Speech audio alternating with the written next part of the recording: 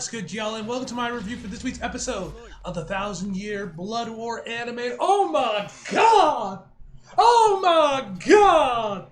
Oh my god! What an episode, man, this was. This episode was godly, bro. I know a lot of people were expecting this matchup, this episode I should say, excuse me, to be like a massive Sakuga fest, which we didn't really get that, and I feel like at this point, you know, I don't think we're going to get like the full-blown, I mean, we got some Sakuga with Renji and the Luchador, but I feel like they're probably really going to save the like real Sakuga fest like we got with like Yuha and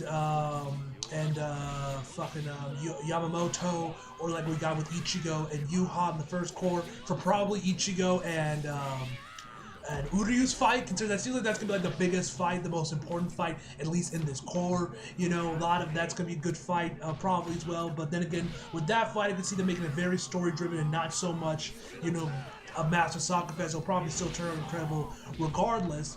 But yeah, man, this episode, I mean, we did kind of get a soccer fest just in a different way through all the key animations. Because oh my god, bro, the key animations, the backgrounds, the storyboarding, as well as the effects work, especially with the CGI and just the effects work in general, were all next level.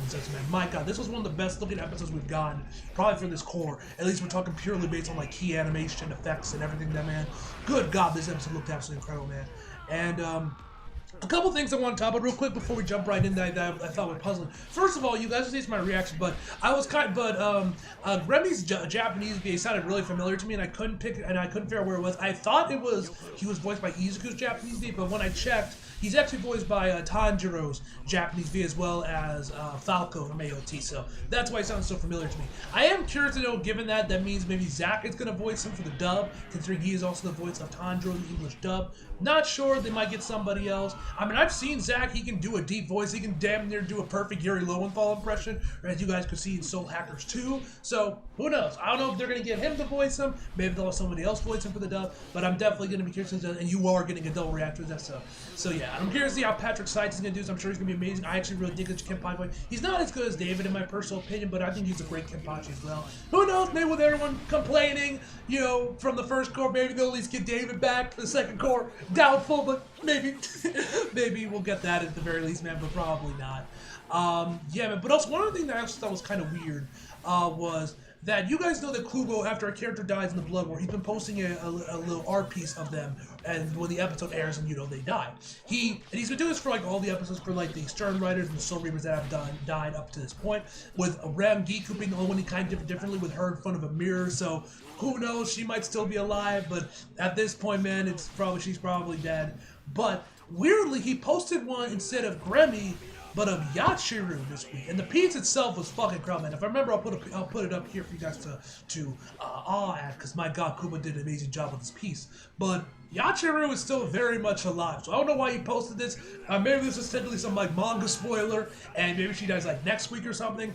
I don't know. We'll have to wait and see on that in the coming weeks, but I found it kind of bizarre he posted one of Yachiru and not of Gremmy, at least at this current time. He might post one of Gremmy later, or maybe that means that he somehow survived this. I don't know. But regardless of such, man, let's just jump right into the actual episode. So we start the episode off basically right where we left off last week, with Yachiru and Isane facing off against a new member of the Stern Riders, Stern Rider V, Gwenel Lee, if I'm pronouncing his name right, which, first of all, I gotta mention real quick, I love the music that was playing during this part of the episode, man.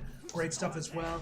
So the dude starts giving his whole speech about explaining himself, and as he explained this, Yachiru once again goes for a punch and manages to hit him, but he ends up like dodging it somehow, and eventually she ends up getting slashed in like her shoulder or like neck area. It's kind of hard to tell. And then we find out that this dude has like 3 versions of his power. His figure vanishes in the first version. The second version eliminates his very existence, and the third one eliminates him from your consciousness. And the effects work here for his like when he like goes like disappears into the walls or goes invisible or whatever. Looks great as well, man. Also great voice as well. I love, but when he does like the third transformation, man, his form there looks really fucking cool as well, man. I really like the animation there. So even though this dude has basically kind of been like just been removed from Yachiru's existence, even when he once again goes to explain this again. Yachiru still instinctively punches the guy and manages to get the hit, at least a little before it disappears once again. And he's shocked that he's able to hit her just out of sheer reflexes. And Isane starts yelling at Yachiru, telling him about what are you doing? We're not sure if that person is friend or foe. And Yachiru tells him that it should be an enemy, and actually tells her something and tells her something that Kenny told her about if she ever that she should strike down anyone who gives her that uneasy feeling. And actually, she's like rummaging through some box to probably find her Zanpakuto, which, first of all, why doesn't Yachiru just have that on her at all times? But why is she like rummaging through a box to get her Zanpakuto out? Like, you'd think this woman being like the lieutenant of like a whatever squad Kenpachi did, she would always have her Zanpakuto on hand, not left in some box to rummage through. But regardless of such, man, she managed to get her Zanpakuto. He charges towards Yachiru. He manages to actually start to press a sword in there. But right before he can like really impale her, she counters it with a slash of her own. But the dude manages to die. However, it still manages to land the attack. Obviously, the dude is confused on how the hell he was able to dodge attack, but he still got hit. She explains that Yachiru explains it, which this is at least how I saw it. So correct me if I'm wrong in the comments if I'm explaining this wrong or whatnot. But it seems like basically how her Zanpakuto works is that even that she has two like spirits behind her working with her, and that even if and that always mimic her attacks. So even if she misses an attack, one of her two spirits will take on and manage to land the attack for her, which we learn their names, get their designs. Sapo Kenji, which their designs look great as well. And then you know what this actually reminds me of now I think about this? You know what this whole like little part of the episode where Yachiru was playing around with like her little like spirit things with Sapo Kenji? It reminds me a lot of Nell with Pesce and Don Chaka. They even doing this like little mini dance together, man. And we actually get like this one shot that I'm pretty sure was used for like her key visual for a BBS render, which actually got her as well. She was one of the earlier characters of BBS characters, or early 1000-year Blood War characters I was able to get when the BBS was doing these, man. So that's a little fun fact for you all. Anyway, Isane questions if this maybe her Shikai, which so am I. I kind of wonder if this is actually meant to be her Shikai. I assume it's supposed to be her Shikai because I don't really know what else it could be, but whatever the case may be. Anyway, Yachiru questions, is surprised that she wasn't able to cut him in half, and the dude's like, bro, you made it obvious. You don't think I could dodge it? And then he ends up getting attacked again, leaving this massive like hole where like around like his shoulder, chest area is. And that is when Grelly gets introduced finally, man. Once again, I also love the like little guitar riff they're playing right here, man. And first of all, I gotta say, shout out to Grelly's Japanese voice actor, who I mentioned, you guys who I mentioned before, is actually the voice of Tanjiro and Falcomon. He was fantastic this episode, man. And I overall just love his design and everything. And I have to say, after this episode, which actually, another fun fact for you guys, when BBS was doing like the free Blood War character summons, like a little earlier this year, I think right when the second course started airing, I actually got him. So, nice little fun fact. But anyway, man, as I was saying, I gotta say that after this episode, man, Grelly has instantly become probably my favorite, my second favorite Stern writer. Obviously, Bambi will always be number one to me, man. It's sucks that she perished. Fuck Giselle. But yeah, man. Grelly is in my number two, man. I'm very excited to see who's gonna be voicing him in the dub when this episode airs. When the dub version of this drops. But yeah, man, Grell, man, he's fucking awesome. I love this guy. Anyway, Grammy tells him basically his time is up. The dude goes in and charges right towards him, but he tells him that he no longer can imagine the future, and the dude freaking explodes with blood going absolutely everywhere. And Isane is, of course, freaking out, wondering who this guy is, telling him to get away from the bed. Kensei and Rose, and you actually know like her Japanese Isane's Japanese guy goes out when she screams out "Hurry!" low key. But anyway, Grimmy finally gets out there. He mentions that he already killed the captains, which is interesting. Which of course Isane is shocked by this. I am curious to know if he actually did, considering ones like I mentioned before, Kubo hasn't posted any like artwork of them. Which, like I said, if a character dies, Kubo posts some artwork of them to I guess finalize their death or whatever. Kubo always draws a picture of characters that die. So, no pics have been posted, at least at the time of this recording. It might change by the time we upload this. Who knows? But and given Isane still goes for the bodies later on the episode, I'm assuming they're fine. I don't know if he actually did kill them off. And considering what happens to him at the end of the episode, so they might still be alive, I'm not sure. But regardless of such, man, Yachiru goes for another attack, but he ends up turning her arm, twisting her arm, turning her bones into cookies. This is when we start to find out that, his powers deal with imagination. If he imagines something, he makes it turn to reality. So he turned Yachiru's bones into cookies. which a bizarre choice to go with cookies rather than just having her bones break, but whatever, bro. Sure, you do you, bro. When we finally get the I'm about to go batshit insane camera angle, which was nice to see. This is when Kenpachi finally makes his return, man, and of course, Isane is wondering if it's true that indeed, if Captain Unohana is indeed dead, which of course he confirms that she is. Kenpachi actually tells like, listen, if you're pissed off, you want to kill me, go right for it. But she says that since you were the one that killed her, that means you inherited the right to the name of Captain Unohana. So then Gremmy decides to change up the battery, and this is also when, like mentioned before, Isane goes to rescue Kensei and Rose from descending into their actual deaths, and they weren't already dead. So then they face each other off, and Gremmy introduces himself and tells him that he is probably the strongest of the Stern Riders currently. Kenpachi goes to slash him, but of course he imagines his body is turned is tougher than steel. It doesn't cut him yet. But then right after he says that, boom, Kenpachi's able to cut right through him, man. And Kenpachi is like so ridiculously overpowered in Bleach, man. It's just fucking like he is literally like the Gojo of Bleach, or I should say, Gojo is the Kenpachi Zaraki of the Jujutsu Kaisen universe, because obviously, because I'm pretty sure like the manga for Jujutsu Kaisen was like Bleach played a big inspiration for him, was Bleach, so you know, so yeah, you got that. But anyway, and Kenpachi says if you thought you're tougher than steel, you should have said so from the start. If so, I would have struck you. I would have struck you with steel cutting force from the start. Oh my god, I gotta look at him. And then this is when he tells him that I am Kenpachi. We get this beautiful shot of him. The key animation, like I said, was on point this episode, man, with so many, just the key animation was just so detailed this episode, man. And then this is when we get a title card, I am the Edge. On this day, I see clearly in a very child's light. Shout out to the rated R Superstar Edge. Okay. Funny enough, yesterday was apparently like his last match in WWE. Apparently, it seems like. So yeah, fitting. Anyway, so we get the title card. Gremmy tells Nate won't say something unimaginable like I can beat you with a fun figure. He doesn't need a figure, and he can kill him with just his imagination. Then this is when some flames start coming out there. Kenpachi's able to slash him in half, although some of the flames end up just barely missing Yachiru. He tells her why is she still here and to get away from the battlefield. And this is of course when he tells her, that he turned her bones into cookies. And actually, Kenpachi has no idea what the fuck a cookie is, which I thought was interesting, but I guess that makes sense. I mean, does Kenpachi look like the type of guy that indulges in some sweet? Maybe Yachiru showed him off to him a couple of times. I can imagine Yachiru is probably someone that does enjoy her cookies, but if cookies even exist within the Soul Society, so it makes sense. So I guess it makes sense that he doesn't know what it is, and I don't even know if he's even ate any human food in the times he's been in the world of the living. But regardless, Gremmy's kind of surprised with this. He says if I had known that, I would have made it Wagashi Rankugan, which I have no idea what that is. I'm assuming that's some sort of Japanese sweet or something. I'm not sure. If you guys know, please leave it down below in the comments. Yeah, Kenpachi goes for another slash, jumps into there, but next thing he knows, he is then encased with water.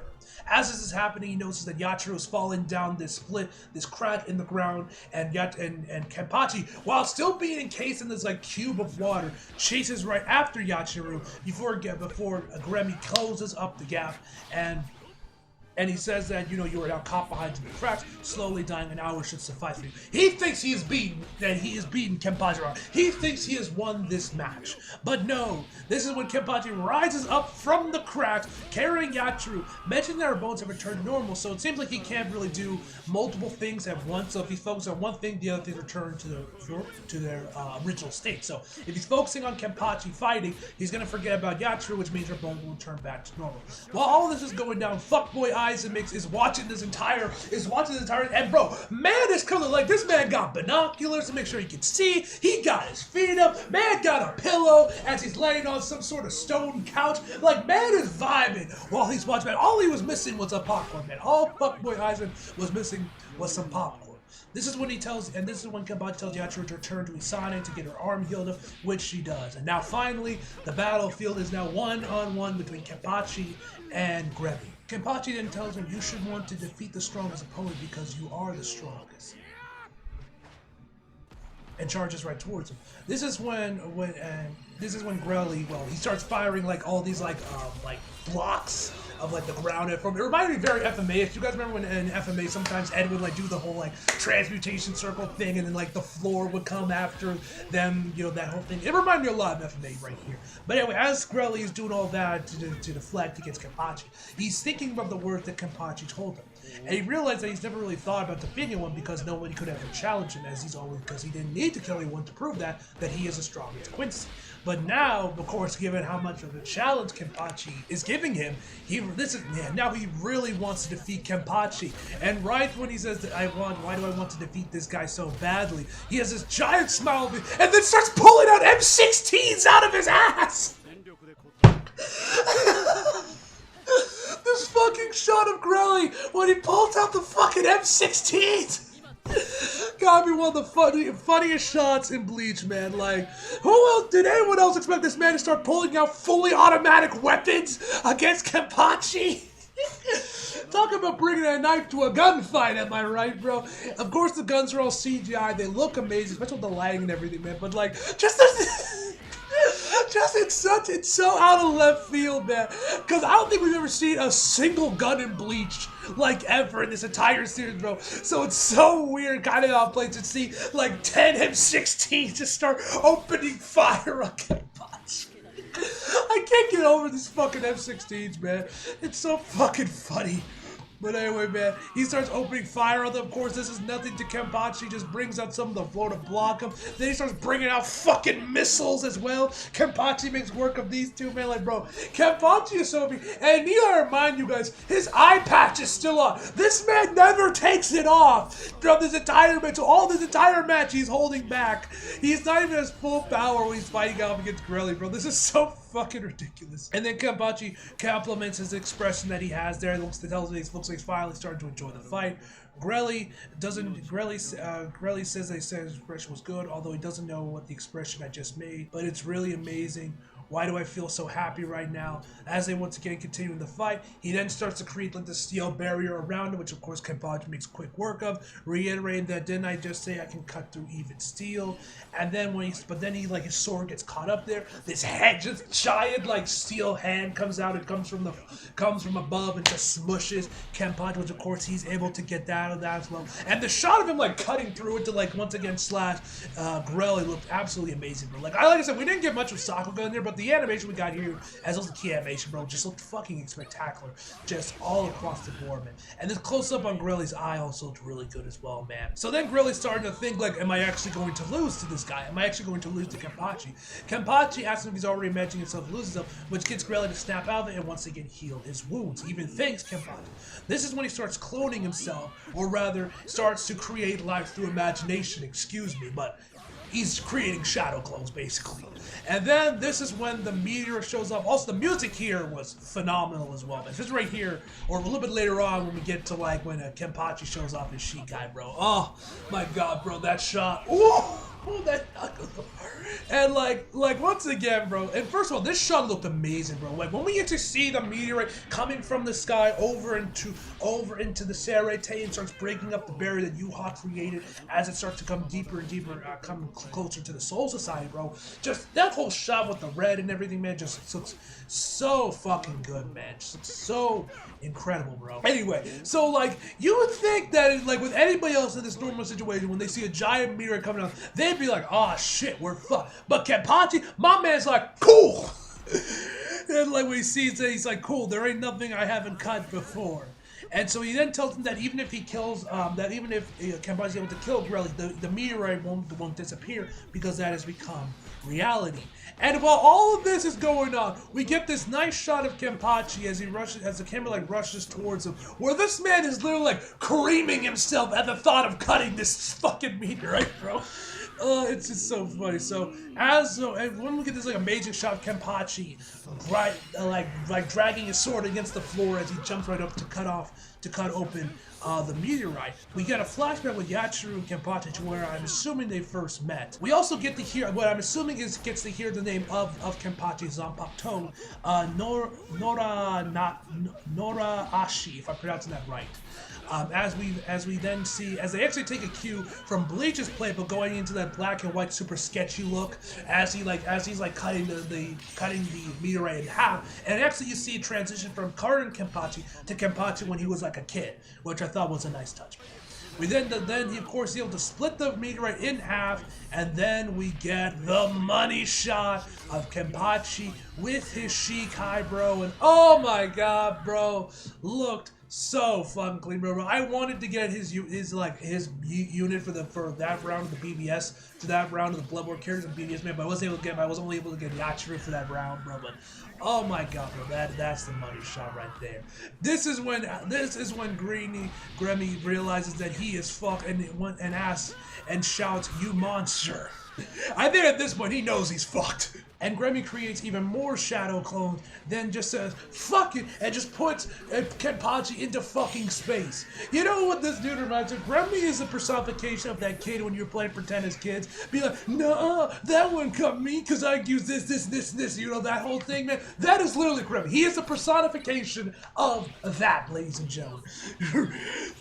But even then, even after being locked in space, Kenpachi still manages to cut Gremmy and pull himself out there. Which, by the way, the animation and sound design for when Kenpachi's put into space, man, we see like his eyes and like we see these like bodily fluids and blood and he starts to evaporate, man, looked fantastic as well. Especially love what they did with his eye.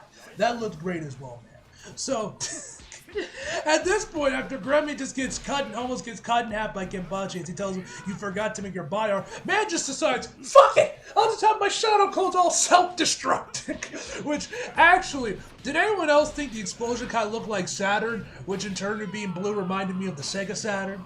I don't know if anyone else thought that or it was just me, but that's something I know. That's just something that popped in my head. I was like, "Oh, yeah, they remind you of the Sega Saturn logo." But even after all that, Kenpachi just eats that shit.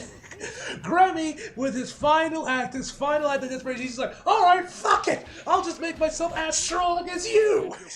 Which, he charges towards Kenpachi. We see his muscles getting larger and larger, but his body basically starts coming undone by itself, I'm guessing trying to hold all that power that Kenpachi does. That's where the episode ends, and we get the post-credit scene, which I do wonder, at this point, is every episode going to get a post-credit scene? Because I'm pretty sure every episode in this core has gotten a post-credit scene. So I'm curious at this point, they're just every episode's gonna have a post-credit scene at this point.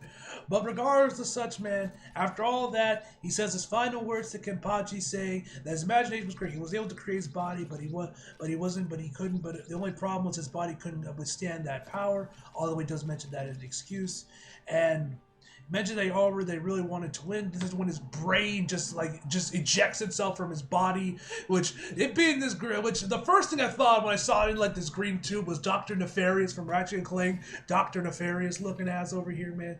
As he slowly starts to like fade out out of existence, man. Which, by the way, the animation here looks really good. I love the shade of blue they used, the overall animation as he started dissolving. All looked great, man. And that, ladies and gentlemen, is where the episode truly ends, man. What a phenomenal episode, man. Amazing art animation, especially with the key animation and effects work, man. Yeah. So, curious to know what's going on next week. If that's going to be explaining what's going on with Yachiru and why Kuma posted some artwork of her. I guess we'll maybe find out that next week, or who knows. But, yeah, man. Overall, I'm going to give this episode a 10! Out of fucking 10, ladies and gentlemen. So as always, hope you guys enjoyed the video. Like if you did, subscribe if you're new. Follow me on my socials if you feel like it. Links to subscribe below. And as always, come back for more. See you guys next time. She's